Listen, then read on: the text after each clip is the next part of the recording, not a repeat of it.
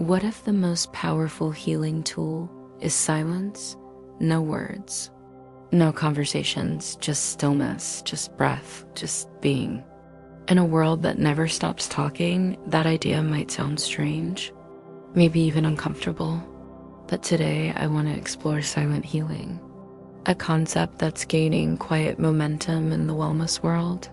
And I'm going to ask a simple question. Can we truly heal without saying a single word?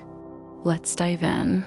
We live in a time of constant connection, social media, voice notes, 24/7 messaging. We're always communicating, but are we really listening? Not just to others, but to ourselves.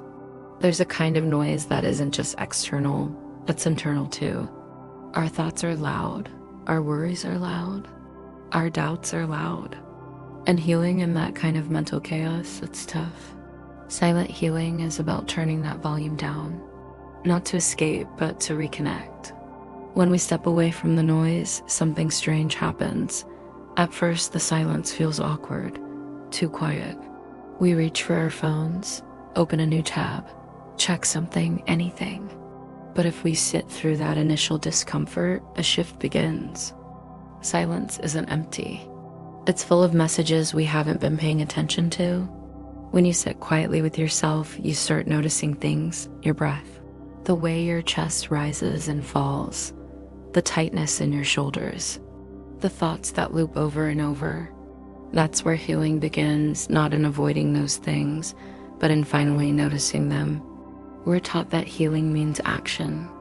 Go to therapy, talk it out, explain your trauma, solve the puzzle, and that works for many. But for others, silence offers something different, a chance to integrate rather than analyze, to sit with pain, not fix it, to feel without having to explain what you're feeling. There's power in that kind of stillness. It's not passive, it's intentional. It's not avoidance, it's awareness. Some people feel guilty for not working on their healing in the conventional way. Like if they're not journaling or talking or processing things with someone, then they're failing. But the truth is, healing is not a checklist, it's a rhythm. And sometimes that rhythm includes long pauses. Those pauses are not empty, they're processing time for the soul. In silence, your nervous system gets a break. Your thoughts slow down, your body enters rest mode. Your heart emotionally and physically starts to soften. Silent healing isn't one practice. It's a mindset. You might practice meditation, or just sit in a park watching the wind move the leaves. You might lay in bed with your eyes closed, doing absolutely nothing but breathing. That counts. Breath work, visualization, body scans, gentle stretches, these can all be silent gateways to healing. Even walking silently, without music or podcasts, noticing your surroundings is a form of this healing. And this isn't just spiritual talk. There's science behind it. Studies show that meditation reduces the stress hormone cortisol. Silence helps the brain shift into alpha waves associated with calm, creativity, and restoration. Silent reflection activates the parasympathetic nervous system, our natural rest and digest mode. In simple terms, silence isn't just peaceful, it's healing physically and emotionally. I came across a story of a man who dealt with panic attacks for years. Therapies helped, but what made the deepest difference was a daily ritual, 10 minutes of silent stillness. Every morning, before the world woke up, he would sit, eyes closed, just breathing.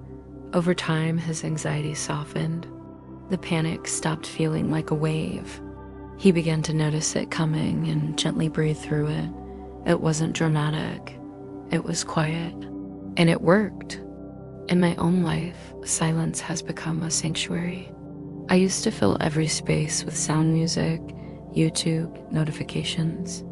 It felt comforting until I realized I was running from something. Now I make time for quiet. Sometimes I sit in the car after parking, just breathing. Sometimes I leave my phone inside and step out barefoot onto the grass. No goals, no performance, just presence. It changed me.